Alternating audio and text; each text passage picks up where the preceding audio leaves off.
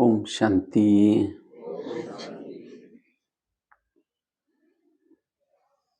तो आज भट्टी का चांस मिला हुआ है। आगे आने वाले नए साल के लिए हमें क्या करना है,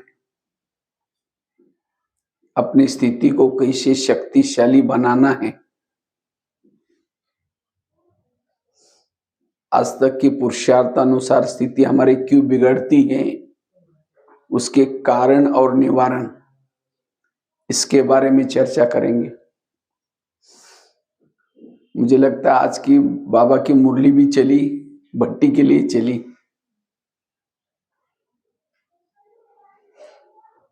क्योंकि अब नया साल आने वाला है।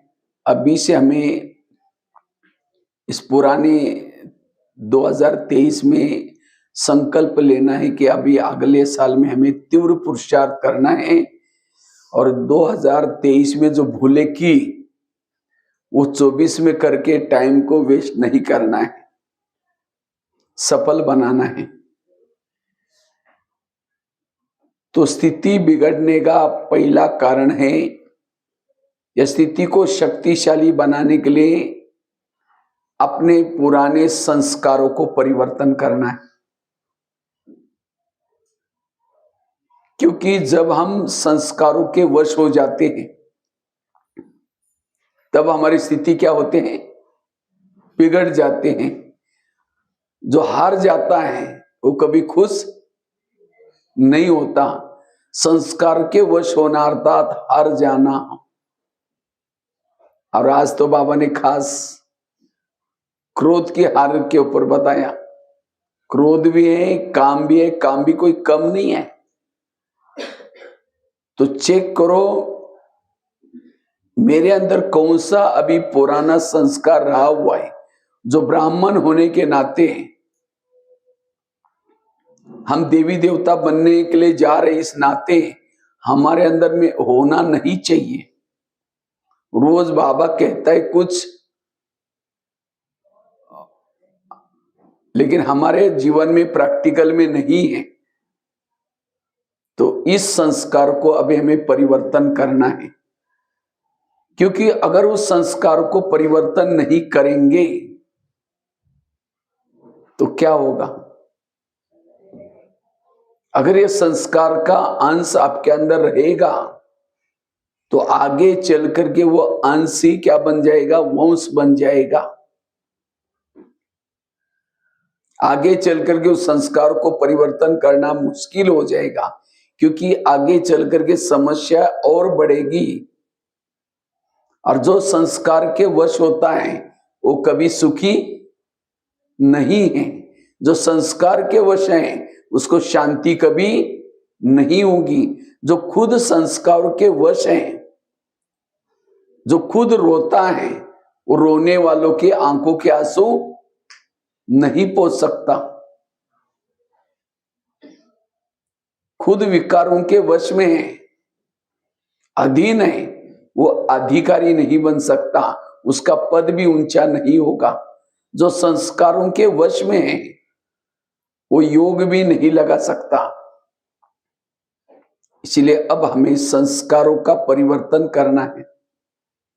वास्तव में हमारे टोटल ज्ञान और योग का सार क्या है, संस्कार परिवर्तन। जैसे बच्चे स्कूल में जाते हैं, क्यों जाते हैं? बच्चा स्कूल में गया या नहीं गया, उसने स्टडी किया या नहीं किया, कब पता चलता है? जब लास्ट में जब वो फेल हुआ या पास हुआ, उसे पता चलता है कि बच्चा स्कूल में जाता था या कहीं और चला जाता था। उसने स्टडी किया या नहीं किया, उसके मार्क से पता चलता है। अगर बच्चा फेल हो गया तो समझते हैं इसने स्टडी नहीं की या स्कूल में ही नहीं गया। इसी तरह अगर मैं कोई भी संस्कारों के वश बार बार हो रहा हूं, इसका मतलब मेरा योग ठीक नहीं है, मेरा ज्ञान ठीक नहीं है, मेरी स्टडी ठीक नहीं। इसलिए तो आप संस्कार के वश बार बार हो रहे हैं। और कोई भी एक संस्कार के वश बार बार होना और ये संस्कार कहां से बने? बाबा ने कहा ना, द्वापरिक से लेकर के जो भूले की, बार बार भूले की, वो आपके क्या बन गए? संस्कार बन गए। लेकिन आपके ये निजी संस्कार नहीं है। आपके निजी मुख्य संस्कार क्या है? शांत स्वरूप, आनंद स्वरूप, शक्ति स्वरूप, ये अच्छे संस्कार हैं। लेकिन द्वापर के बाद जो भूले की, वो संस्कार बन गए। और यहां हम आए ही क्यों? अपने संस्कारों को बदलने के लिए आए। अगर ये संस्कार नहीं बदलेंगे, अंत में बाबा के सामने सिर झुकाना पड़ेगा। उस समय बाबा बाबा नहीं होगा, धर्मराज होगा। अभी तो बाबा है, लास्ट में भी हमारा बाबा का मिलन होगा, याद रखना। अभी एक बार कई पूछते ना, बाबा कब आने वाला? एक बार आने वाला है, लेकिन वो मिलन कैसा होगा? जैसे मधुवन में बाबा से मिलने के लिए जाते थे पहले, तो बाबा क्या करता था? सबको मिलता था। कैसे मिलता था? स्टेज पर। जो पुराने उनको पता होगा, एक एक लाइन से जाते थे, और इधर जोनल इंचार्ज टीचर बहन भी बैठती थी, दादियां भी बैठती थी, और एक एक भाई बहने बाबा से दृष्टि लेके जाते थे। इसी तरह अंत में भी एक बार मिलन होगा, बाबा आएंगे, लेकिन दो तरफ जोनल इंचार्ज दादिया भी होगी, बाबा भी होगा, और ऊपर दो स्क्रीन चलेंगे। एक स्क्रीन में चलेगा आपको बाबा ने क्यों चुना था, कौन सा पद देने के लिए चुना था, और दूसरे तरफ स्क्रीन में क्या चलेगा? आपने ब्राह्मण बनकर के क्या क्या गलत काम किए हैं, उसके सारे फोटोग्राफ्स, वीडियो दोनों साथ में चलेंगे। उस समय बाबा दिखाएगा, ये फोटो तुम्हारा है किसी और का है? उस समय सिर बाबा कहेगा, मैं तुमको ये बनाने के लिए चुना था और तुमने ये गलत काम किया, अब बताओ। इसीलिए बाबा कहते, बच्चे अपने संस्कारों को परिवर्तन करो। अगर संस्कारों को नहीं बदलेंगे, अंत में सिर झुकाना पड़ेगा, पश्चाताप करना पड़ेगा। इसीलिए अब अपने 20 नाखूनों का जोर लगा करके इस 2024 में अपने संस्कारों को परिवर्तन करना। अगर संस्कारों को परिवर्तन नहीं करेंगे तो स्थिति बिगड़ जाएगी। बार बार संस्कार के वश होने से हम शक्तिशाली नहीं बनते। महीना 15 दिन कमाया, फिर माया आती है, संस्कार के वश हो गए, जितना कमाया उतना खत्म। जब हम कोई भी संस्कार के वश हो जाते हैं कि कमाई हमारी चट हो जाती है। मम्मा मम्मा क्यों बनी? मम्मा एक गलती दोबारा नहीं करती थी, इसीलिए मम्मा बनी। इसी तरह आज हम क्या करते हैं? एक गलती बार बार करते हैं, बार बार करते हैं। इसलिए चेक करो कि मेरे अंदर क्या क्या संस्कार है। अगर संस्कारों को नहीं बदलेंगे तो अंत में परम धाम में जाते समय गिर जाएंगे। एक महाभारत में एक दृष्टांत है। महाभारत में एक दृष्टांत है, पांडवों की विजय हो गई। पांडव विजय हो गए। विजय होने के बाद सभी पांडव पहाड़ी पर जाते हैं। उस पहाड़ी का नाम था मेरु पर्वत। तो 5 पांडव, द्रौपदी, कुत्ता, ये सब पहाड़ी पर जाते हैं, क्योंकि ऊपर इंद्रदेव बैठे थे। उन्होंने इतना बड़ा युद्ध किया था, उसका प्राइज उनको वहां देने वाले थे इंद्रदेव, इसीलिए वो पहाड़ी पर जा रहे थे। तो वो पहाड़ी का नियम था, वो पहाड़ी सीधी थी, उसके ऊपर वही चढ़ सकता था जो सत्य और ईमानदार है। तो 5 पांडव, द्रौपदी, कुत्ता जब जा रहे थे तो चलते चलते द्रौपदी अचानक वहां से गिर गई। तो भीम की नजर अचानक पीछे गई तो देखा तो द्रौपदी है ही नहीं हमारे साथ में। तो सभी पांडव क्या करते, वापिस फिर भीम ने कहा द्रौपदी है ही नहीं। तो जब क्या करते, वापिस जिस रास्ते से चढ़े थे वापिस चले गए। तो देखा एक खड्डे में द्रौपदी गिर गई थी। भीम उसकी बहुत महिमा करता है। ये कितनी अच्छी स्त्री थी, हमारे साथ में रही, स्त्री होते भी सब कुछ त्याग तपस्या की, हमारे साथ में रही, बहुत महिमा करता है भीम। लेकिन युधिष्ठिर सुनता रहता है और लास्ट में युधिष्ठिर ने कहा उसने सब कुछ छोड़ा, त्याग किया, तपस्या किया, जंगल में रही, लेकिन एक बात नहीं छोड़ी। पांडवों के साथ सबके साथ उसका प्यार था, लेकिन एक अर्जुन के साथ एक्स्ट्रा लगाव था। वो कैसे छुप छुप करके बातें करती थी, कैसे लगाव था, वो सब उसके सामने आता है और इसीलिए कहा कि वो गिर गई।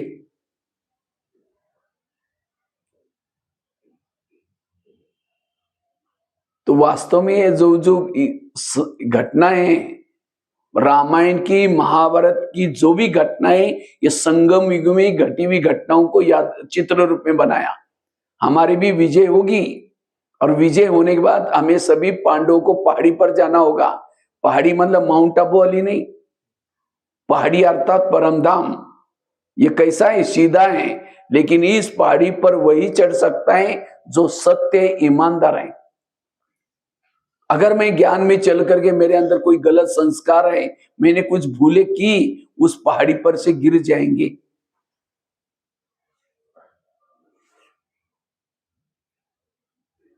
इसीलिए बाबा कहते हैं अपने संस्कार को परिवर्तन करो।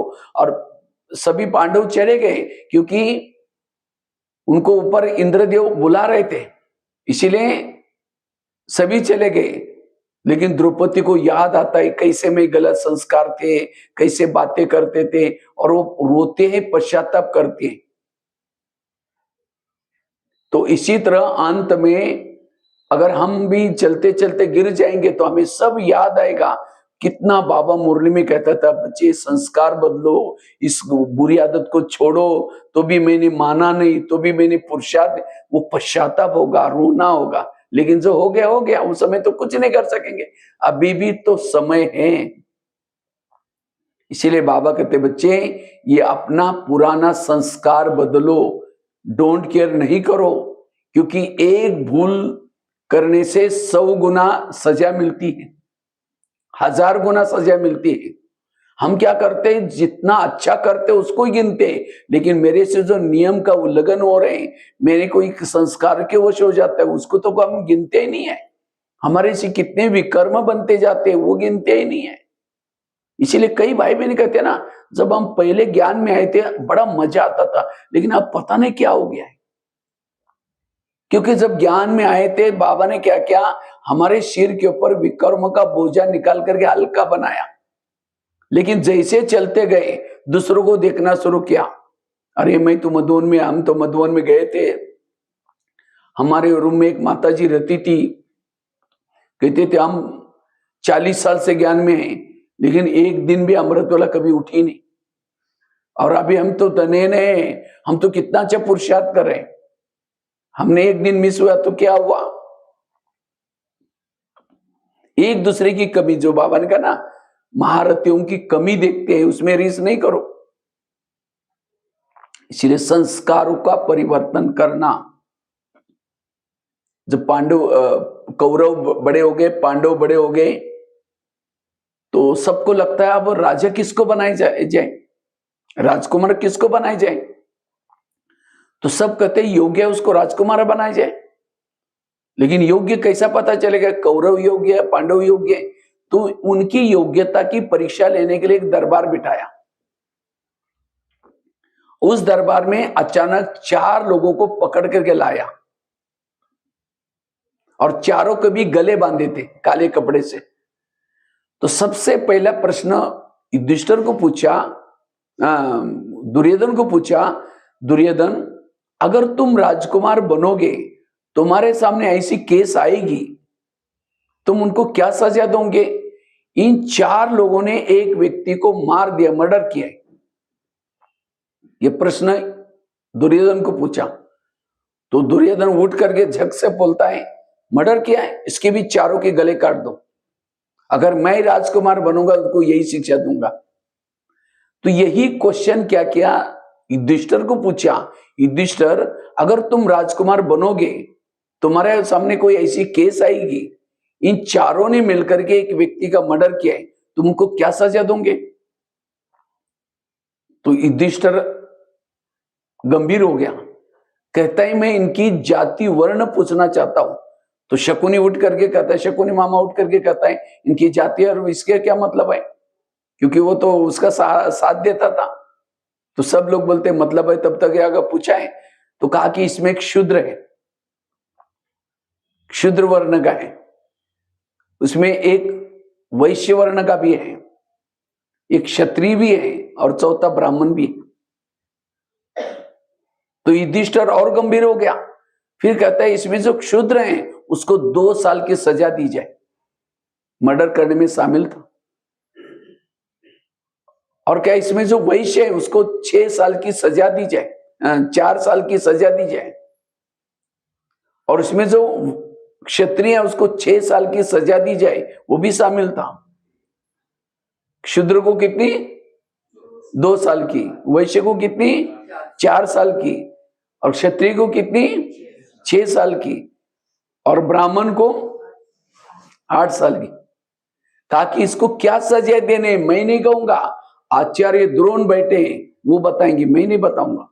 ब्राह्मण है, ज्ञानी है, समझदार है, तो भी मर्डर करने में शामिल था, उसको क्या सजा देने मैं नहीं कहूंगा, आचार्य द्रोण कहेंगे।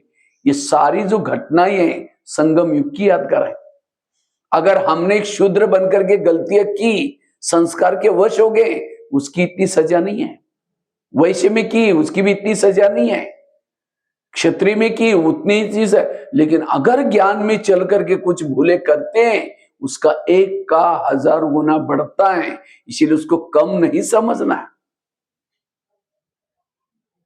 इसीलिए अब चेक करो मेरे द्वारा कौन से संस्कारों से बार बार भूले हो रहे हैं। अगर एक बार भूलों का बोझ चढ़ गया, उठना बड़ा मुश्किल है। इसीलिए ज्ञान में चलने के बाद अब हमें अपने संस्कारों का परिवर्तन करना है। अगर संस्कारों का परिवर्तन नहीं करेंगे, यहां से ऑटोमेटिकली निकल जाएंगे। बार बार संस्कार के वश होने वाला ज्ञान में नहीं चल सकता। इसीलिए अपने संस्कारों को परिवर्तन करना है। ये संस्कार के वश होने से हमारी स्थिति बिगड़ जाती है, संस्कार के वश होने से की कमाई चट हो जाती है, संस्कार के वश होने से हम कमजोर बन जाते हैं, शक्तिशाली नहीं बनते। ये एक प्रकार का सूक्ष्म युद्ध है। तो चेक करो कि मेरे अंदर कौन सा संस्कार है, क्योंकि आज हम बाबा के ज्ञान में चले, यह हमारा बहुत बड़ा भाग्य है। हमें केवल संस्कार के ऊपर जो बाबा हमें ज्ञान सिखाता है, मर्यादा सिखाता है, नियम सिखाता है, उसको सुन करके उस प्रमाण अपने संस्कार को बदलना।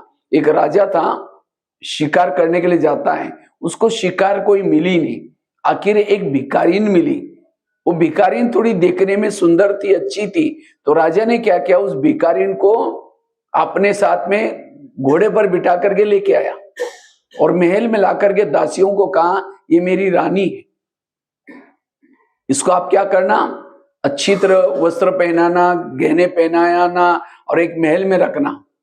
तो दासियों ने क्या किया, उसको लेके गए, अच्छी तरह नहलाया, मखमली ड्रेस पहना दिया, गहने पहना दिया, ताज पहना दिया, 36 प्रकार का भोजन ला करके दे दिया।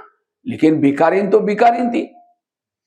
वो कहते हैं ये मेरे सिर में ये लोगों ने टोकरा क्यों रखा इतना भारी, क्योंकि उसने भिखारी ने कभी ताज पहना ही नहीं था, निकाल करके फेंक देती है। उसके बाद जो गहने उसको भारी लगते हैं, तो गहनों को भी निकाल करके फेंक देते हैं। मखमली ड्रेस में उसको नींद नहीं आती, तो क्या करते हैं, और 36 प्रकार का जो भोजन उसको देते हैं, उसमें रसगुल्ले, गुलाब जामुन, ये सब देख करके उसको लगता है ये काला काला क्या रखा है, गुलाब जामुन को देख करके फेंक देते हैं, क्योंकि उसने गुलाब जामुन कभी खाया ही नहीं। रोटी देख करके कहते हैं हाँ ये कोई खाने की चीज रखी है। तो अपने पूरा गहने उतार करके, पुराना वो मखमली ड्रेस उतार करके अपना पुराना ड्रेस पहन लेती है, फटा हुआ ड्रेस, और फिर क्या करते हैं, एक कटोरा लेती है और रोटी को लेकर के उसके टुकड़े बनाते हैं और दीवार को चिपका करके कटोरा लेकर के कहते हैं माई भिक्षा दो करके उसको लेकर के खाती हैं, क्योंकि उसके वही संस्कार थे।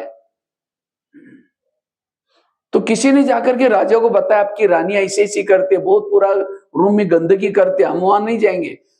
कहा कि आप लोगों ने सब कुछ दिया ना? कहा कि सब कुछ दिया है।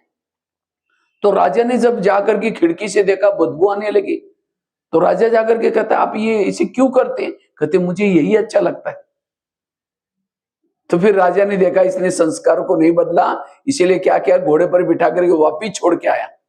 देखो कितना बड़ा उसका भाग्य बनाया था, लेकिन उसने संस्कार को नहीं बदला, अपने पांव पर कुल्हाड़ी मारी और वापिस चली गई। ये कहानी किसी और की नहीं, ये कहानी हमारी है। हम भी दुनिया में भटक रहते हैं, मंदिर में, हे भगवान सुख दो, शांति दो, ज्ञान का बूंद मुझे दो, ये करो। तो बाबा की नजर हमारे पर पड़ी, वहां से उठा करके सेंटर पर लाया, 7 दिन तक नहलाया, ज्ञान स्नान कराया, 36 प्रकार का ज्ञान का भोजन बाबा खिला रहे। ये जो मुरली चलती है, मुरली में 36 प्रकार का ज्ञान का भोजन है, अलग अलग वैरायटी प्रकार के 36 प्रकार के पॉइंट्स हैं। जिम्मेवारी का ताज पहना दिया बाबा ने, लेकिन हम क्या करते हैं, बार बार जिम्मेवारी का ताज को निकाल लेते हैं। फरिश्ता ड्रेस पहना है, उसको फरिश्ता को ड्रेस को निकाल करके चमड़ी वाला ड्रेस देहबान वाला पहनते हैं, तो बाबा को अच्छा लगेगा? बाबा कहते जानो तो बोले। इसीलिए संस्कारों को नहीं बदलेंगे, यहां से चले जाएंगे। कारण तो कुछ भी बनेगा, किसी की कमजोरियां दिखाई पड़ेगी, घर से सेंटर दूर हो जाएगा, लेकिन मूल कारण है बाबा ने यहां से निकाल दिया। इसीलिए अपने संस्कारों को परिवर्तन करना। जैसे आजकल दुनिया में शादी करते, कैसे करते हैं? कोई भी पति जब जाता है, आजकल जोड़ी ढूंढते हैं, पत्नी अच्छे तो पति भी कैसा चाहिए, अच्छा चाहिए। पति पढ़ा लिखा है तो पत्नी भी अच्छी चाहिए, नहीं तो लोग कहेंगे अरे तुम तो इतने अच्छे और तुम्हारी पत्नी अच्छी ऐसी। इसी तरह बाबा भी भले भोला है, लेकिन तो भी बाबा क्या करता है, जोड़ी ढूंढता है। बाबा भी इस भोपाल में आया तो देखा कि मेरे लायक कोई है, और बाबा ने आपको पसंद किया और आपके गले में वरमाला डाली। ये कितना बड़ा भाग्य। बाबा ने इसके लिए कोई आपका शरीर नहीं देखा है, किसको देखा है? आपके अंदर की आत्मा को देखा है। आपकी आत्मा बाबा को पसंद आना, ये कितना बड़ा भाग्य है। लेकिन बाबा इतना भोला नहीं है, वो ये भी जानता है कि इसके अंदर कुछ गलत संस्कार है, कुछ बुरी आदतें हैं। वो इस भावना से आपके गले में वरमाला डाली ताकि मैं इसको इतना कुछ खजाना दूंगा जो अपने संस्कार को बदल देगा। इसी भावना से बाबा ने क्या किया है, आपके गले में वरमाला डाल करके लाया है। जिसे वरमाला पहनाते हैं, फिर क्या करते हैं, 7 फेरे लेते हैं। तो आप लोगों ने लिया 7 फेरे?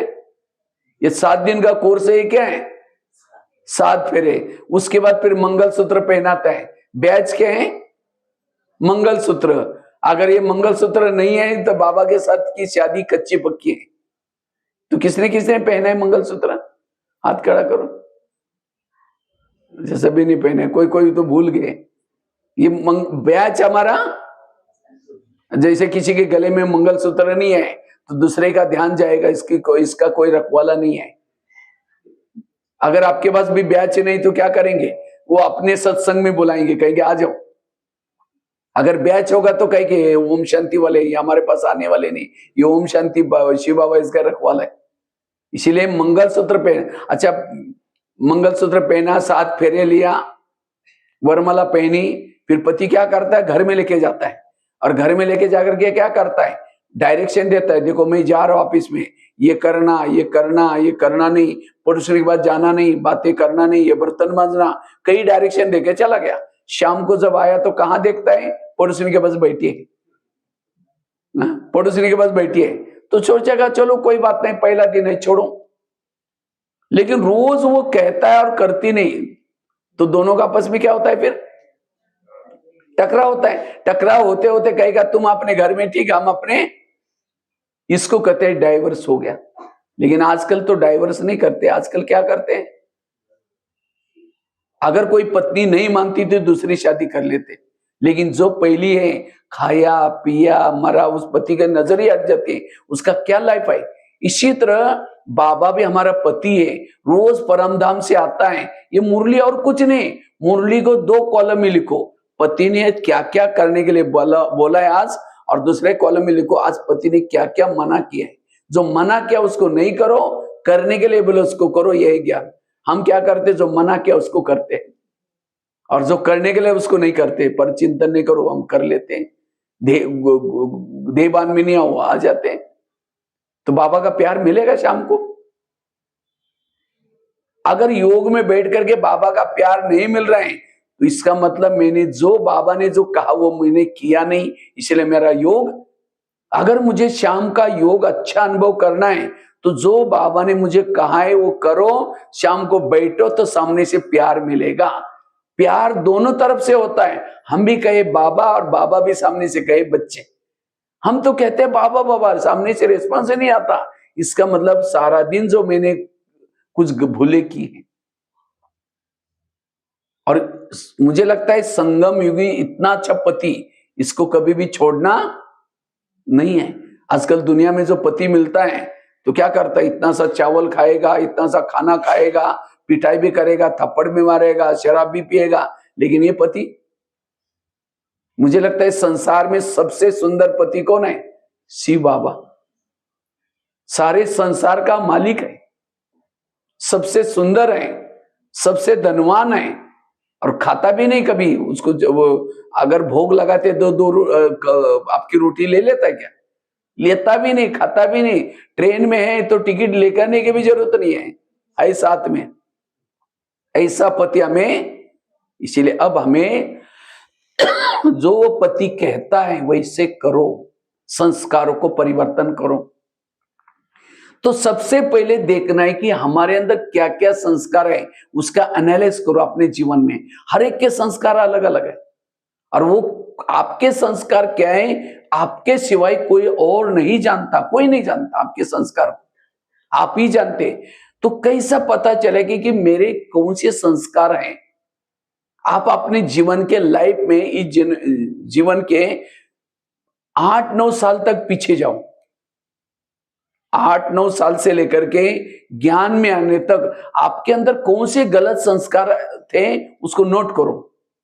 जो हमने भूले की थी वो करनी नहीं थी, अभी भी मुझे याद आता है, इसीलिए वो दिल खाता है। ऐसी भूले कौन से वो नोट करो। उसके बाद ज्ञान में आए, ज्ञान में आने के बाद हमें ज्ञान हो गया, समझ हो गया, राइट है, रॉन्ग है, अच्छा है, बुरा है, लेकिन उसके बाद फिर भी हम कौन से संस्कार के वश हो जाते हैं वो चेक करो। और मुझे लगता है ज्ञान के पहले का संस्कार और ज्ञान में आने के बाद वही संस्कार है, और वही मेरा कड़ा संस्कार है, वही मेरी बीमारी है, और उसी बीमारी वाले संस्कार को मुझे परिवर्तन करना है। यही मेरा पुरुषार्थ है, और कोई पुरुषार्थ नहीं है। और यही संस्कार मेरा अगर रह गया, दोपहरी के बाद उसी संस्कार से मेरी भूले होगी। केवल 5000 साल में संस्कारों को बदलने का एक ही मौका मिलता है, वो संगम युग मिलता है। अगर इस संगम युग में मैंने उसको परिवर्तन नहीं किया तो जन्म जन्मांतर की वही संस्कार मुझे हर जगह पर नीचा दिखाएगा, हर जगह पर मेरे से पाप कराएगा। अभी से उस संस्कार के ऊपर निगरानी रखो, उसको परिवर्तन करो, तब आपकी स्थिति शक्तिशाली बनेगी, तब आपके जीवन में सदा खुशी रहेगी। जैसे युद्ध चलता है, युद्ध में क्या होता है, इधर दुर्योधन है, इधर अर्जुन है, तो दुर्योधन किसको, अर्जुन किसको मारेगा, दुर्योधन को मारेगा। बाकी और छोटी छोटी सैनिक लड़ रहे हैं उनको कभी नहीं मारेगा, क्योंकि महारथी महारथी को मारता है। इसी तरह हमें भी क्या करना है, अपने अंदर जो कड़ा संस्कार है उसको मारने में लगना है। हम क्या करते हैं, हम कहते हैं हम ज्ञान में चलते, मैंने ये छोड़ा, ये छोड़ा, ये छोड़ा, ये छोड़ा, बस एक रह गया। जो रह गया वो जब जिंदा हो जाता है, मरे हुए सारे जिंदे हो जाते हैं। इसलिए उस कड़े संस्कार को परिवर्तन करो। राम रावण का युद्ध चलता है, राम क्या करता है, रावण का एक सिर काटता है, सिर तो कट जाता है, दोबारा जुड़ जाता है, फिर काटता है, फिर जुड़ जाता है, फिर काटता है, फिर जुड़ जाता है। आखिर राम परेशान हो गए। विभीषण आया, राम के कान में दो चार बातें सुनाई, ये ऐसा नहीं मरेगा, उसके नाभि में तीर लगाओ। और जब नाभि में तीर लगाए, रावण क्या हो गया? मर गया। इसी तरह आज हम भी क्या कर रहे हैं? युद्ध कर रहे हैं। कोई 10 साल से, कोई 20 साल से रावण के गले काटने में लगे। कभी काम का काट देते हैं, फिर महीने 4 महीने में फिर जुड़ जाता है, फिर दूसरा काट देते हैं, फिर जुड़ जाता है। क्यों? नाभि में तीर नहीं लगाया। नाभि अर्थात हमारी मुख्य कमजोरी, मुख्य कड़ा संस्कार, उसको मारो, तब जाकर के सारे गले कट जाएंगे, आपका टाइम वेस्ट नहीं होगा। अगर अंत समय तक उस संस्कार को परिवर्तन नहीं करेंगे, युद्ध करते रहेंगे, युद्ध करते करते, हार जीत करते करते कहां पहुंचेंगे? त्रेता युग में जाएंगे। सत्युग में जाने के लिए अपने संस्कार के ऊपर डांस करो। कृष्ण ने क्या किया? 5 फन वाला जो नाग था उसके ऊपर क्या किया? डांस किया। इसी तरह आपको भी उस पुराने संस्कार पर क्या करना है? डांस करनी है। इसलिए इस 2024 में अपने संस्कार को लेके नहीं जाना, और इसलिए उसके लिए हमें क्या करना है? पुरुषार्थ। जो मेरा कमजोर संस्कार ना आए, उसके लिए कुछ युक्ति आपको सुनाता। क्या करे जो मेरा पुराना संस्कार ना आए 2024 में? जिसे भीष्म महारथी था, लेकिन भीष्म के सामने जब शकंडी आ गया, उसके हथियार काम करना बंद हो गए। ये शकंडी कौन था? कौन था? जानते हैं ना रामायण महाभारत की कहानियां। शकंडी कहते हैं जब उन किसी की शादी करना पांडवों की, उस समय उसने अंबा और अंबालिका को उठा कर लेके आया। अब एक के साथ शादी तो कर दी, लेकिन दूसरे के साथ नहीं की। उसने कहा कि मैं भी बदला लूंगी, चाहे कितना भी जन्म लेना पड़ेगा, मैं इसका बदला जरूर लूंगी। और वही शकंडी कोई और नहीं थी, अमर अंबालिका में से एक थी। और उसने आकर के क्या किया? जब उसके सामने आया, उसके तीर चलाना ये हो गया। इसी तरह ये कड़ा संस्कार क्या है? ये भी जन्म जन्मांतर हमने उसको यूज किया। जब हम दुखी बने, संस्कार के सहारा लेकर के सुख का अनुभव किया। जब कभी सुख की अनुभूति हुई, संस्कार के वश हो गए, और उस संस्कार को अभी हम छोड़ रहे हैं। वो संस्कार कहता है ऐसा कहां छोड़ेगा, मैं तुमको दिखाऊंगा। और इसीलिए वो संस्कार बीच बीच में आकर के हमें असफल बनाता है। और इसीलिए अब हमें उस संस्कार के ऊपर जीत प्राप्त करनी। तो उस कड़े संस्कार को कैसे हम विजय प्राप्त करें, उसके लिए क्या पुरुषार्थ करें? तो कड़ा संस्कार कैसे पहचानना, वो तो पता चला ना। हर एक देखो कि मेरे अंदर क्या संस्कार है। तो उस संस्कार के ऊपर जीत प्राप्त करने के लिए ये 2024 में वो संस्कार ना आए, उसके लिए सबसे पहली बात है, अमृत वेले के समय बाबा को संस्कार के बारे में सुनाओ। अमृत वेला जब करते हैं, अमृत वेला के समय नहीं, अमृत वेला करने के बाद लास्ट में उस संस्कार के बारे में बाबा को सुनाओ। जैसे हॉस्पिटल में डॉक्टर जब चक्कर लगाता है तो पेशेंट क्या करता है? पेशेंट उठ करके बैठता है, और बैठ करके अपनी बीमारी क्या करता है? सुनाता है। और हर वार्ड में डॉक्टर का जाने का टाइम फिक्स होता है, और उस समय पेशेंट उठ करके बैठता है। अगर पेशेंट उठ करके उठेगा नहीं तो बीमारी का दवाई मिलेगी नहीं। अच्छा उठा है लेकिन झुटका लगाते सोए है, वैसा तो बिस्तर से उठा है लेकिन नींद कर रहा है, तो भी उसकी बीमारी की दवाई नहीं मिलेगी। अच्छा उठा है, डॉक्टर के चेहरे की तरफ देख रहा है, कुछ बात ही नहीं कर रहा है, तो भी इसका इलाज। इसी तरह ये दुनिया भी एक हॉस्पिटल है, और इस हॉस्पिटल में 4 वार्ड बने हैं। America ward, Africa ward, Asia ward, Europe ward. तो हम कौन से वार्ड में रहते हैं? एशिया वार्ड में रहते हैं। और यहां डॉक्टर का आने का टाइम क्या है? सवेरे 2 बजे से लेकर के 5 बजे तक चक्कर लगाता है। तो उसी समय हमें उठ करके बैठना है। अगर वो अमृत वाले उठेंगे नहीं तो हमारी, और सर्जन केवल कितने हैं? एक बाबा ही सर्जन है, बाकी कोई भी, सारे पेशेंट्स हैं। सबको, किसी को काम की, किसी की क्रोध को, सबको बीमारी लगे। तो हमें क्या करना है, उस समय उठना है। और ये उठ करके कई क्या करेंगे, उठेंगे लेकिन ऐसे नींद करके बैठेंगे। कई क्या क्या उठेंगे, बाबा के फोटो की तरफ देखते रहेंगे, कुछ बात ही नहीं कर रहे, देखते रहेंगे। एक भाई ने मुझे क्वेश्चन पूछा, बाबा को बताने की क्या जरूरत है, बाबा तो भगवान है ना, बाबा को पता चल गया ये बच्चा विकार के वश हो गया, इसको ये बीमारी है, अपने आप दवाई क्यों नहीं देता? जब डॉक्टर पेशेंट के बारे में सब जानता है, सब बीमारी की दवाई उसको पता है डॉक्टर को। लेकिन जब पेशेंट सामने आता है तो डॉक्टर पूछता है आपको क्या हुआ? उस समय पेशेंट थोड़ी बोलता आपको पता नहीं मेरे क्या हुआ, आप देखो और चेक करो, दवाई दो। हाँ, डॉक्टर को बोलना पड़ता है, पेशेंट को बीमारी की दवाई बोलना पड़ता है। इसी तरह बाबा भले भगवान है, सब कुछ जानता है, लेकिन फिर भी बाबा को सुनाओ। इसीलिए कभी कभी मुरली में एक महावाक्य आता है, बच्चे अपनी बीमारी सर्जन को सच सच सुनाओ। ये कभी आता है महावाक्य बाबा का, लेकिन हम कभी सुनाते नहीं। और फिर क्या करते हैं, बाबा की मदद ही नहीं मिलती।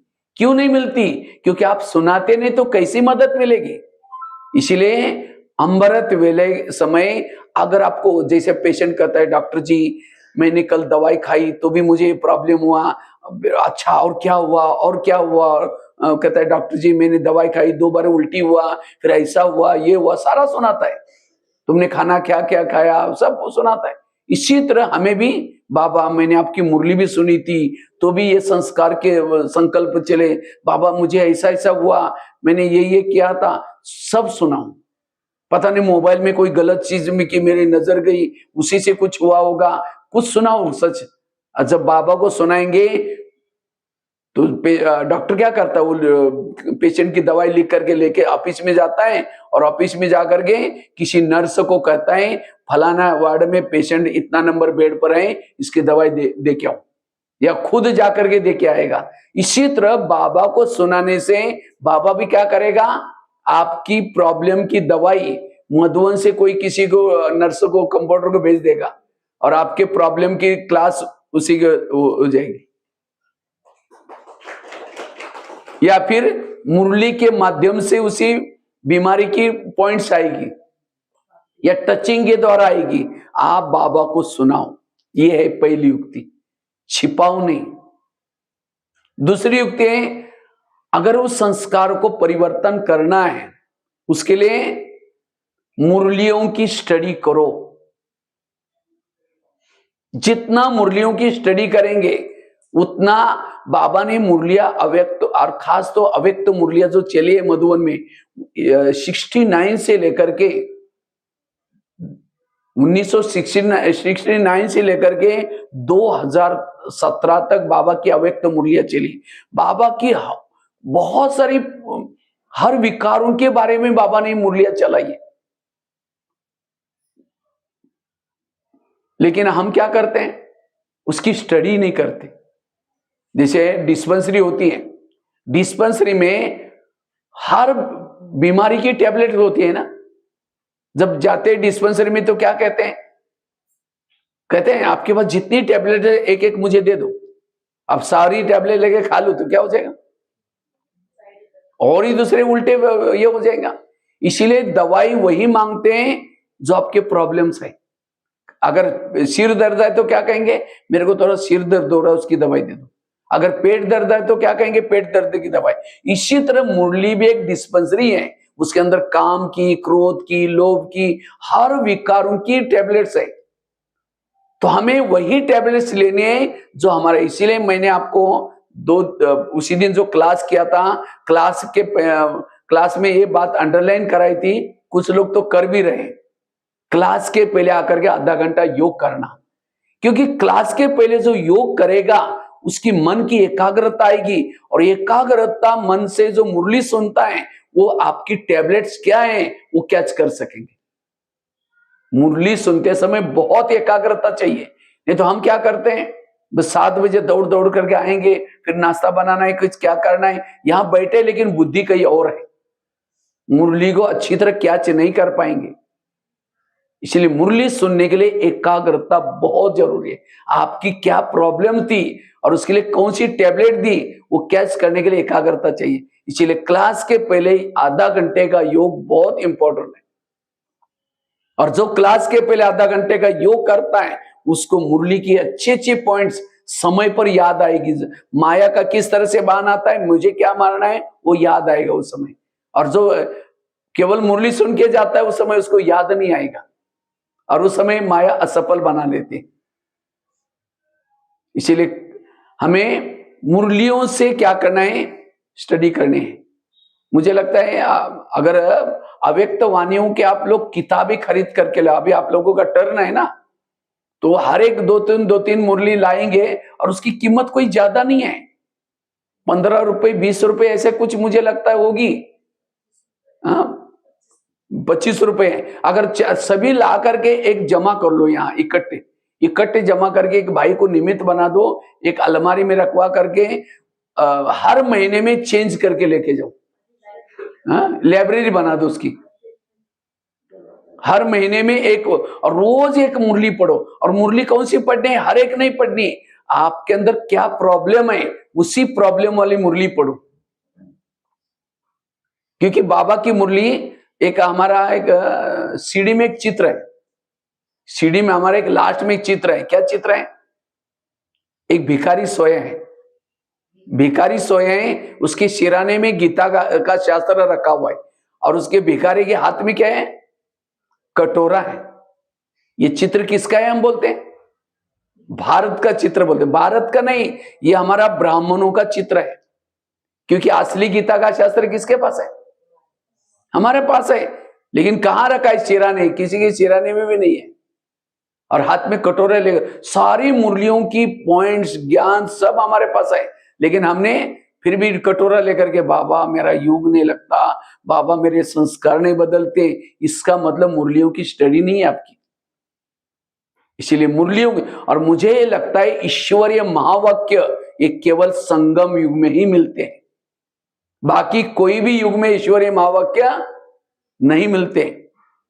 ये शास्त्र ईश्वरीय महावाक्य नहीं, ये संगम युग में जो बाबा ने महावाक्य सुनाए, वो लोगों ने वहां चिंतन मंथन करके लिखे हुए। ये बाबा की किताबें, ये भी ईश्वरीय महावाक्य नहीं है। ये ज्ञानामृत भी ईश्वरीय महावाक्य, ईश्वरीय महावाक्य अर्थात डायरेक्ट बाबा की मुरली, ये साकार अव्यक्त मुरली। यही आज हम लोग क्लासेस भी करते, ये भी कोई हमारे ईश्वरीय महावाक्य नहीं, हमने जो बाबा के महावाक्यों को लेकर के चिंतन मंथन करके सुनाए वो बातें, इसके अंदर चलेंगे तो भी परफेक्ट फायदा नहीं है। जितना बाबा जो कहता है उस प्रमाण चलेंगे, उसका जिम्मेवार बाबा है। आजकल फेसबुक में, व्हाट्सएप में ऐसी चटपटी बातें आ रहे हैं, हम उसी में लगे रहते हैं, जो महावाक्यों की तरफ। इसलिए मुरलियों की स्टडी ज्यादा करो। समझो ये चीज है, मैंने इस चीज के इस टेबल को टच किया, ये चीज सोने का बन गया टेबल, इसको चेयर को टच किया, ये भी सोने का बन गया। मैं इस चीज से हर चीज को टच करने के बाद सोने का बन जाता है, तो आप इस चीज को महत्व देंगे या सोने की चीजों को महत्व देंगे, इसको महत्व देंगे ना। इसी तरह मुरलियों को सुन करके दादियां बनी, मुरलियों से को सुन करके शिवानी बहन बन गई, मुरलियों को सुन करके सब लोग बन रहे, तो हमें महत्व किसको देना है, मुरली को। और किसी के प्रभाव में नहीं आओ, किसी के क्लासेस के प्रभाव में, किसी के प्रभाव में नहीं आओ। इसीलिए मुरलियों का बहुत बड़ा महत्व है, और जो मुरलियों के अनुसार चलता है उस संस्कार को परिवर्तन करेगा। इसीलिए मुरलियों की स्टडी करने की जरूरत है। रोज एक्स्ट्रा उसकी दादी जानकी जी एक मुरली 8-10 बार पढ़ती थी। हम अपने दिल पर हाथ रख करके पूछे, हम कितना बार पढ़ते हैं? एक बार भी मुश्किल से सुन लेंगे, उसके बाद फिर घरों में नहीं पढ़ा। और आजकल तो हर एक के मोबाइल में भी मिलते हैं। पहले ऐसा समय था, मुरली केवल टीचर बहनों के हाथ में रहती थी, किसी को भी पर्सनल मुरली मिलती ही नहीं थी। मैं तो मधुबन में मुरली लिखता था, मेरे पास भी मुरली नहीं आती थी, मैं सुनी हुई मुरली क्लास में बैठता था, नोट करता था, उसको जाकर लिखता था, किसी को भी पर्सनल मुरली नहीं मिलती थी। लेकिन आज ये हमारा सौभाग्य है, इसलिए मुरलियों की बार बार स्टडी करो। जो संस्कार आपका है उसी टॉपिक को निकाल करके, काम के ऊपर बाबा की बहुत सारी ढेर मुरलियां चली, क्रोध के ऊपर बहुत सारी ढेर मुरली चली, तो जो आपकी कमजोरी है उसी कमजोरी की पॉइंट निकाल करके उसकी स्टडी करो और उसको जीवन में लाओ, संस्कार परिवर्तन होगा। तो संस्कार परिवर्तन करने के लिए दो बातें बताई, अमृत वाला को सुनाना बाबा को, दूसरी बात बताई मुरलियों की स्टडी, तीसरी बात है अगर संस्कारों को परिवर्तन करना है जो निमित्त आत्मा है उनको भी आप बता सकते हैं। जो बाबा ने जो जो निमित्त आत्माएं रखी हैं उनको भी बता सकते हैं, बहन जी या भाई जी मेरे अंदर ये संस्कार है उसको मैं क्या करूं। कईयों को क्या लगता है अगर बहनों को सुनाएंगे बहनें हमें उस नजरों से देखना शुरू करेंगे, अरे इसके अंदर अभी तक ये संस्कार है। इसीलिए हम क्या करते हैं, अगर बहनें पूछेगी भी भाई तुम कैसे हो, नहीं बहन जी बहुत अच्छा हूं, उस संस्कार के वश हो रहे हैं, बुराई के वश हो रहे हैं तो भी कहता मैं अच्छा हूं। अगर छिपाते छिपाते खुद भी छिप जाएंगे एक दिन। इसलिए आज किसी को कोई फोड़ा होता है तो छिपा करके घूमते हैं, सबको कह के यार मुझे यहाँ फोड़ा हो गया मुझे। और भारत में तो जितने लोग उतने डॉक्टर हैं, कोई कहेगा पत्ता बांधो, कोई कहेगा तेल लगा दो, कोई कहेगा क्या करो। इसी तरह स्थूल बीमारी हम नहीं छिपाते, तो ये विकारों की बीमारी क्यों छिपाए। अगर किसी का अपना नाम बताने की शर्म आते, किसी और का नाम बताओ। किसी ने मुझे इस विकार के बारे में पूछा था, मुझे जवाब देने नहीं आया, मैं उनको क्या बताऊं, है आपका, लेकिन अपना बताने की शर्म आते। तो ऐसे भी हमें क्या करना है, उस संस्कार के नॉलेजफुल बन करके संस्कार को परिवर्तन करना है। यह है तीसरी युक्ति। चौथी युक्ति है अगर उस संस्कार को परिवर्तन करना है उस संस्कार का भोजन नहीं दो। ये बहुत गहरा पॉइंट है।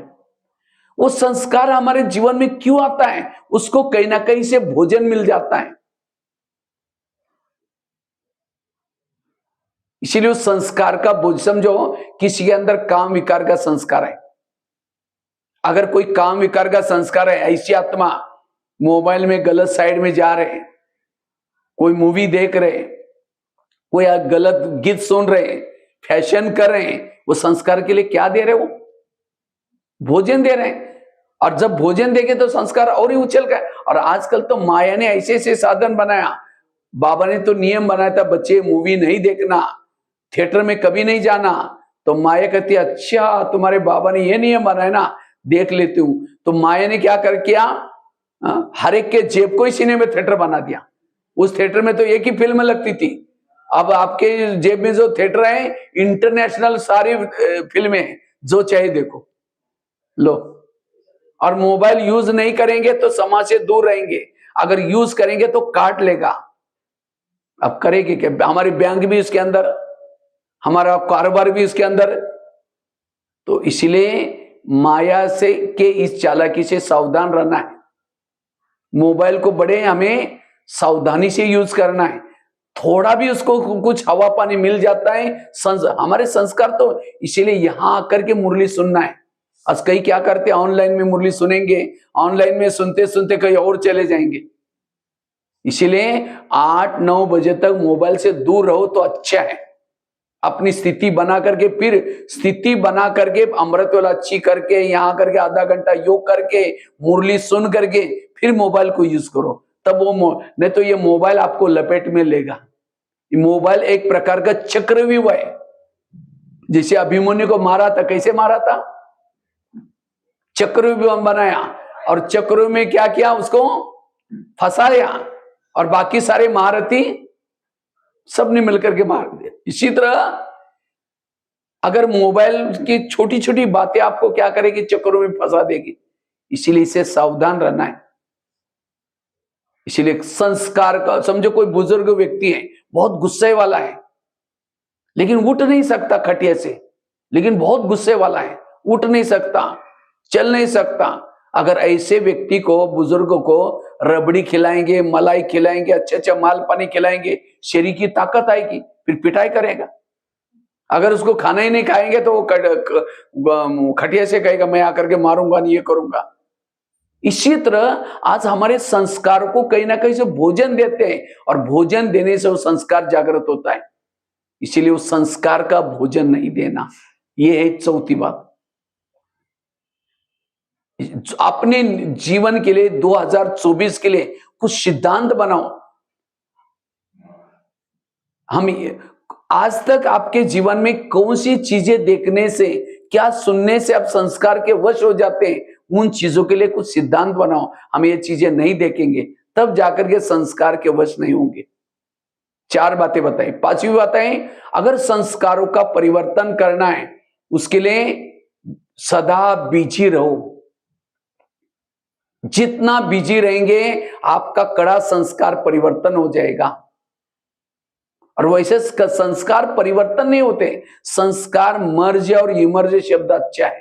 समझो बिल्ली नहीं है तो चूहे क्या होते हैं, बिल से बाहर आ जाते। जैसे बिल्ली आई चूहे क्या हो गए, अंदर चले गए। इसका मतलब चूहे खत्म हो गए? चूहे खत्म नहीं हुए, अंदर गए हैं। इसी तरह जिस दिन आप अमृत वेला अच्छा किए हैं, मुरली अच्छी तरह सुनिए, उसी दिन आपके संस्कार क्या हो गए, दब गए अंदर। जैसे एक दिन आपने फिर मुरली मिस किया, वो दोबारा आ गए वापिस। अगर परिवर्तन हो गए तो आए कहां से? संस्कार परिवर्तन नहीं होते, संस्कार मर्ज हो जाते, इमर्ज हो जाते। इसीलिए बाबा कहते हैं अंत समय तक मुझे पढ़ाई पढ़नी है, मुझे रोज अमृत वेला उठना है, मुझे शुद्ध भोजन खाना है, ताकि मैं इस अच्छी पुरुषार्थ करने से वो संस्कार क्या हो जाएंगे, मर्ज हो जाएंगे, इमर्ज हो जाएंगे, मर्ज नहीं होंगे। इसलिए बिजी रहो। आपके पास पड़ोसनी कब आते हैं? जब फ्री है तो क्या होते हैं, पड़ोसनी आते हैं, फिर पूछेगी क्या कर रहा है जी, कैसे है जी। अगर आप बिजी हैं तो आवाज लगाएगी, जाएगी, आवाज लगा के जाएंगी, फिर कह अरे मैं 4 बार आई, तुमने तो बिजी थे।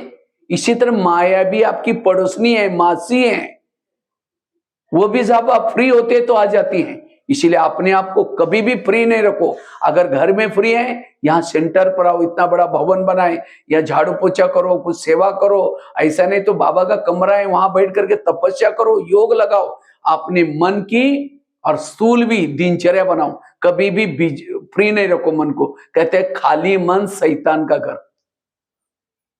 जितना बिजी रहेंगे उतना संस्कार का परिवर्तन होगा। 6ठी बात है, अगर संस्कार को मर्ज करना है, परिवर्तन करना है, ईश्वरीय नियम और मर्यादा के लिए विषम प्रतिज्ञा करो। वो संस्कार के वश हम कब होते हैं, जब हम ईश्वरीय नियम और मर्यादा में ढील लेते हैं। सीता कमजोर क्यों बनी? उसने रेखा का क्या किया? कहते ये साधु है, अगर इसको भिक्षा देंगे तो नाराज हो जाएगा, श्राप देगा। इसी तरह हम भी क्या करते, कोई ना कोई नियमों के लिए ढील देते। समझो किसी के घर में गए, कहते अरे हम इतना सालों के बाद आए, अगर इनका खाना नहीं खाएंगे तो नाराज हो जाएगा, हम ऐसी बात नहीं करेंगे। और हम क्या करते, उसको राजी करने के चक्कर में बाबा तो नाराज नहीं होता, नाराज कौन होता है? आपका तकदीर नाराज हो जाता है। इसीलिए ईश्वरीय नियम मर्यादा के अंदर हो। बाबा कहता है माया मेरी बेटी है और तुम मेरे कौन हो? बच्चे हो। तो माया और आपका रिश्ता क्या हो गया? हाँ, भाई और बहन का रिश्ता हो गया। कोई भी बहन भाई को थप्पड़ मारते, कब मारते? कब मारते? जब वो भाई बाप का कहना नहीं मानता, अपनी होशियारी कराता है। बहन थप्पड़ मारने में कम नहीं करती, कहते भैया ज्यादा होशियारी करते हो क्या? इसी तरह माया बहन भी आपको थप्पड़ कब मारते हैं? जब आप बाबा का कहना नहीं मानते हो, अमृत वाला नहीं उठेंगे, मुरली के लिए नहीं आएंगे, तो माया कहते अच्छा तुम ज्यादा होशियारी कर, थप्पड़ मारते हैं। तो ये संस्कार क्यों आते हैं? जब हम नियमों का उल्लंघन करते हैं। इसीलिए इस 2024 के लिए अभी से पक्का करो, इस 2024 में हम कोई भी ईश्वरीय नियमों का उल्लंघन नहीं करेंगे। रोज आप अमृत वाला उठेंगे, मुरली के लिए आएंगे, नियमों का पालन करेंगे, तो माया बहन तो खुश हो जाते हैं, ताली बजाते हैं, वहां मेरा भैया कितनी अच्छी कमाई कर रहा है। इसलिए ईश्वरीय नियम मर्यादा के अंदर चलना है। और नियम मर्यादा का उल्लंघन क्यों करते हैं? लोक लाज आते हैं। यहां फिर भी लोक लाज कम है, इसीलिए लोक लाज। लोग तो दुनिया में ऐसे हैं, घोड़े पर बैठने में नहीं देंगे, पैदल चलने में नहीं देंगे। इसीलिए कहते हैं ना, सुनो सबकी करो मन की नहीं श्रीमत की। फटाफट मन की बता दिया। इसलिए ईश्वरीय नियमों प्रमाण चलना, तब जाकर के वो संस्कार नहीं आएगा। कितनी बातें हो गई? पहली बात बताई, संस्कार को परिवर्तन करने के लिए अमृत वाला बाबा को सुनाना। दूसरी बात कौन सी सुनाई? मुरलियों की स्टडी करना। तीसरी बात कौन सी बताई? बड़ों को, जो भी निमित्त आत्मा है उनको बताना। अगर कोई संस्कार आ रहा है उनको सुनाओ और उनसे कुछ राय ले सकते हैं। चौथी बात कौन सी बताई? वो संस्कार का भोजन ना देना। पांचवी कौन सी बताई? बिजी रहना। छठी कौन सी बताई? ईश्वरीय नियमों का पालन करना। सातवीं बात है, अगर उस संस्कार को परिवर्तन करना है उसके लिए अशरीरी, विधेयी, निराकारी बनने की तपस्या। जितना निराकारी स्थिति में रहेंगे, जितना अशरीरी अवस्था में रहेंगे, जितना विधेयी स्थिति में रहेंगे, उतना वो पुराना संस्कार अटैक नहीं करेगा। जैसे जिस घर में लाइट होती है वहां भूत नहीं रहता। भूत कहां रहता है? अंधेरे में। तो इसी तरह जिस शरीर में आत्मा का भान है, आत्मा की लाइट है, वहां कोई भी संस्कार नहीं आ सकता। इसीलिए बाबा रोज की मुरली में बच्चे आत्मा बनो, आत्मा अभिमानी बनो, देही अभिमानी बनो, कितना बार बार ये आत्मा का पाठ पक्का कराता है। क्यों? जब आत्मा की लाइट शरीर में है, कोई भी भूत, अगर आपके शरीर में कोई विकार रूपी भूत, कोई संस्कार आ रहे हैं, इसका मतलब आपकी लाइट बंद है। संस्कारों से तंग नहीं हो जाओ, लाइट जलाकर रखो, संस्कार अपने आप भाग जाएंगे। हम लाइट तो जलाते नहीं है और कहते संस्कार खत्म ही नहीं होगा। इसलिए अशरीरी बनने का, विधेयी बनने का, निराकारी स्थिति में रहने का पुरुषार्थ करो। जितना ये पुरुषार्थ करेंगे उतना वो संस्कार परिवर्तन होगा। सीता के सामने जब रावण आता है, सीता क्या करते हैं? माचिस जला करके रखती है, तिली जला कर रखती है। रावण उसको टच भी नहीं करता। ये संगम युग का यादगार है। हम भी रावण के राज्य में रहते हैं। अगर रावण से बचना है, ये आत्मा की तिली सदा जला कर रखो। आत्म अभिमानी स्थिति में रहो, अशरीरी स्थिति में रहो। जितना इस आपकी शरीर में स्थिति है उतना वो संस्कार, क्योंकि इस आत्मिक स्थिति से जब सुख मिलेगा तो ये विकारों का सुख, संस्कार का सुख फीका लगेगा। जैसे कोई जिलेबी खाता है, उसको मुरमुरा दो, मुड़ी दो, नहीं कहेगा मुझे इतना अच्छी चीज खाए, मुझे मुरमुरा नहीं चाहिए। जिसने आत्मिक स्थिति के द्वारा अतीन्द्रिय सुख की अनुभूति की, ये संस्कार उसको फीके लगेंगे। अगर संस्कार मुझे खींचता है, आकर्षित करता है, इसका मतलब मैंने वो जिलेबी की टेस्ट नहीं की, मैंने अशरीरी विधेयी स्थिति का अनुभव नहीं किया। इसलिए इस अनुभव में रहना, इससे संस्कार परिवर्तन होगा। आगे की बात, सोमानों के अभ्यास। जितना सोमान में रहेंगे उतना संस्कार बदलेगा। लेकिन सोमान मतलब कोई भी सोमान नहीं लेना। जैसे विकार, हर विकार के सोमान अलग अलग है, याद रखना। हर बीमारी की टेबलेट अलग है। इसी तरह हर विकार के सोमान भी, समझो क्रोध है और कहे कि मैं मास्टर सर्वशक्तिवान हूं, और ही क्रोध आएगा। क्रोध वाले सोमान अलग है। क्रोध वाले सोमान क्या है? मैं शांति सागर की संतान हूं, मैं शांत स्वरूप आत्मा हूं। एक ऐसे हुआ, एक भाई खेती का काम करता था और उस समय पहले मुरलियों के नीचे सोमान आते थे। पहले वरदान स्लोगन नहीं आता था, पहले बहुत साल की पहले की बात है।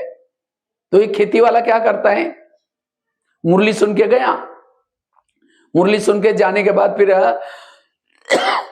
उसकी खेती में बाजू वाला खेती वाला क्या कर रहा था, बांध तोड़ करके डाल रहा था। उसने बहुत समझाने की कोशिश की तो वो मान नहीं रहा था। तो भी कहता मैं भी कोई कम नहीं हूं, मैं मास्टर सर्वशक्तिवान, फावड़ा लेकर मार दिया।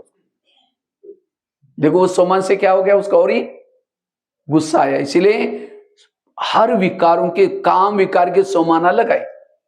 काम के सोमान, मैं पवित्रता का अवतार हूं, मैं पवित्र धाम की निवासी हूं, मैं पवित्रता की देवी हूं। ऐसे ऐसे सोमान से काम विकार पर जीत प्राप्त कर सकते हैं। इसलिए आपके अंदर कौन से संस्कार है और कौन से सोमान लेना है, इस सोमान से संस्कार के ऊपर जीत प्राप्त कर सकेंगे। इसलिए सोमानों के अभ्यास। और लास्ट की बात है, अगर संस्कार को परिवर्तन करना है उसके लिए ज्वाला स्वरूप योग तपस्या। जितना ज्वाला स्वरूप स्थिति में रहेंगे संस्कार बदलेंगे। जैसे भुना हुआ बीज कभी उगता नहीं है, इसी तरह जितना ज्वाला स्वरूप स्थिति का अभ्यास करेंगे, मुझे लगता है हर मुरली में बाबा कहते हैं बच्चे मुझे याद करो, मुझे याद करो। ये याद करने से हमारे संस्कार बदलेंगे, क्योंकि याद के द्वारा हमें सुख मिलता है। ये संस्कार के वश हम क्यों होते हैं? क्योंकि आत्मा को सुख चाहिए। आत्मा का स्वरूप कैसा है? सुख स्वरूप। लेकिन अगर आपको कहीं से सुख नहीं मिलता, कहीं से प्यार नहीं मिलता, तो आप क्या आत्मा क्या होते हैं? वो संस्कार के वश होकर के सुख का अनुभव करने की कोशिश करते हैं। अगर आप योग से सुख लेंगे तो संस्कार आपको फीके लगेंगे। इसलिए हमें रोज क्या करना है? योग तपस्या, और वो भी ज्वाला स्वरूप तपस्या। तो हमारी ज्वाला सदा बढ़ती रहे, उसके लिए क्या करें? जैसे लकड़ी चूल्हा बुझा हुआ है, तो बुझा हुआ चूल्हे को फिर भड़काने के लिए क्या करते हैं? अंदर जो लकड़ियां पड़ी है उसको हिलाते हैं। जब लकड़ियां हिलाएंगे तो क्या हो जाएगी? ज्वाला भड़क जाएंगी। इसी तरह हमारे भी बुद्धि रूपी चूल्हे में बाबा ने कितनी ज्ञान की लकड़ियां डाली है। उस लकड़ियों को हिलाओ, मंथन चिंतन करो। हम लकड़ियों को हिलाते नहीं, इसलिए आग बुझ जाती है। जितना इसका मंथन चिंतन करेंगे उतना ज्वाला स्वरूप स्थिति बनेगी। और ज्वाला स्वरूप स्थिति बनाने के लिए घी चाहिए, तेल चाहिए। इस घी का काम करते पवित्रता। जितनी आपके पास पवित्रता अधिक है, उतनी आपकी ज्वाला स्वरूप स्थिति रहेगी।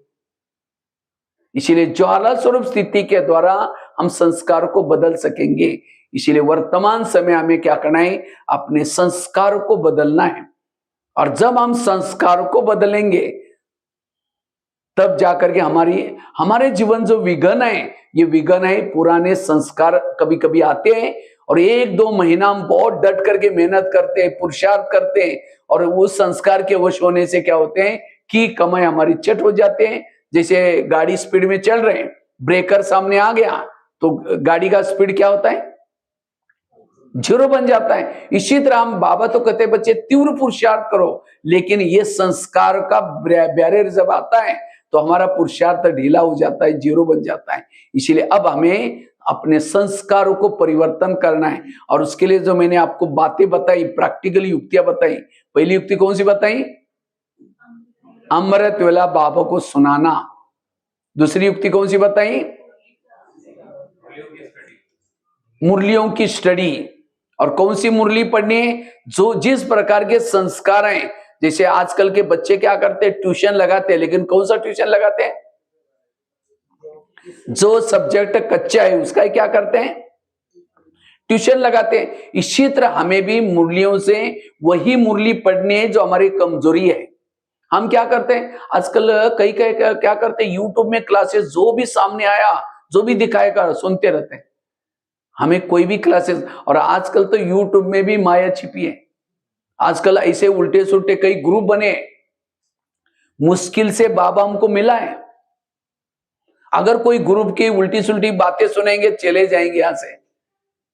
इसलिए सावधान। जो मधुवन में जो क्लासेस चलती हैं, ऑफिशियली क्लासेस चलती हैं, जो जानी पहचान वाले लोग हैं उन्हीं की सुनो, और मुरली के आधार से जो चलते हैं उसको ही सुनना है। नहीं तो कई भाई बहने आजकल ऑनलाइन में सुनते सुनते गायब होते जा रहे हैं। इसीलिए इससे भी बाबा कभी कभी कहता था, आगे चल करके ब्राह्मणों का झाड़ हिलेगा। तो मैं कभी कभी सोचता था ब्राह्मणों का झाड़ कैसा हिलेगा? अचानक लॉकडाउन हो गया, मुरली जो ब्राह्मणों का भोजन है वही बंद हो गया। अब धीरे धीरे बहनों ने फिर भी पुरुषार्थ करके क्या किया? ऑनलाइन में बना करके ये करना शुरू किया। उसके बाद लॉकडाउन भी पूरा हो गया। उसके बाद कईयों को तो ऑनलाइन में सुनने की आदत लग गई, वही रह गए। रहते रहते अभी सेंटर पर आते ही नहीं, धीरे धीरे खत्म हो गए। कई मैं देखता हूँ, कई माताएं, कई भाई बहने ज्ञान से चले गए काफी सारे, ये ऑनलाइन के सुनने के चक्कर में। इसीलिए हमें, और कई क्या करते, आज इसकी सुनी, कल इसकी सुनी, कल किसी के आवाज में प्रभावित हो जाए। जो हमारे भले ही यहाँ सुनना है हमें, लेकिन वही सुनो जो ऑफिशियली है। और यहां आने से आपकी हाजिरी लगेगी। जैसे बच्चे स्कूल में जाते हैं, उसके बाद क्या करते, फिर ट्यूशन में अलग से जाते हैं। भले सुनो, लेकिन हमें यहां आकर के मुरली सुनना है, उसके बाद अलग से जाकर के सुनना है। इसलिए रोज मुरली से ही हम क्या करते हैं, संस्कार को बदल सकते हैं। तीसरी बात कौन सी बताएं? जो निमित्त आत्मा है उनको भी सुनाओ। चौथी कौन सी बताएं? उस संस्कार का भोजन नहीं देना। पांचवी कौन सी बताएं? बिजी रहना। छठी कौन सी बताएं? ईश्वरीय नियम और मर्यादा के अंदर रहना। सातवीं कौन सी बताएं? अशरीरी विधेयी बनने की तपस्या करना। आठवीं कौन सी बताएं? सोमानों के अभ्यास, और जैसे विकार वैसे सोमान अभ्यास करना। इससे भी हमको मदद मिलेगी। जैसे टैबलेट लेने के बाद वो जो जर्म्स कम है उसी से हमको ताकत मिलते हैं उस टैबलेट से, और उसी बीमारी के जर्म्स नष्ट हो जाते हैं। इसी तरह उसी प्रकार के सोमान याद करने से हमारे अंदर ताकत आएगी, मनोबल बढ़ेगा, धीरे धीरे उस मनोविकार से हम मुक्त हो सकते हैं। नवी युक्ति कौन सी बताइए? ज्वाला स्वरूप योग। अगर ये कुछ युक्तियां अपनाएंगे तो सहज आप उस संस्कार से छुटकारा प्राप्त करेंगे। अगर संस्कार मेरा नहीं बदला तो अंत में हमें सजा खानी पड़ेगी। इसलिए हमें संस्कारों को परिवर्तन, ये संस्कार ही बीच बीच में जब आता है तब जाकर के क्या होता है, हमारा पुरुषार्थ ढीला हो जाता है, हम कमजोर बन जाते हैं। हमारे पुरुषार्थ में जो संस्कार के वश होकर के आकर के योग में बैठेगा तो भी उसका योग नहीं लगेगा, और जो संस्कार के वश हो जाता है उसको फिर पढ़ाई करने का भी इंटरेस्ट खत्म होता है, सेवा का भी इंटरेस्ट। जैसे कोई बीमार व्यक्ति होता है तो उसको क्या होता है, खाने का भी अच्छा नहीं लगता, कुछ भी अच्छा नहीं लगता। इसी तरह फिर हमें फिर बाद में धीरे धीरे फिर हम होश में आते हैं, फिर सोचते अरे बाबा ये क्या हो गया, मेरे से कैसी गलती होगी, क्योंकि हम कहीं ना कहीं खिसक गए। इसीलिए ये 8-9 युक्तियां बताई, उसको अगर सुन करके अपने संस्कार को, और इस 2024 में हमें संस्कार को, क्योंकि 2024 उसको अगर गिनेंगे, 2 पहले आता है, 2 फिर 0 आता है, उसके बाद क्या आता है, 2 आता है, फिर 4, 4 2 6, 6 2 8, अष्ट रतन में जाने का पुरुषार्थ करना है अगले साल में। और उसके लिए क्या बनना पड़ेगा, बीच में 0 बन करके जितना रहेंगे उतना क्या हो जाएंगे, हो सकता है अगले साल में बाबा अष्ट रतन की माला बनाने वाला होगा। इसलिए इस 2024 में हमें 0 बन करके रहना है, और जितना 0 बन करके रहेंगे उतना क्या बनेंगे, हीरो बन जाएंगे, शक्तिशाली बनेंगे। और इसलिए अपने संस्कार को परिवर्तन करना है। ठीक है, ओम शांति।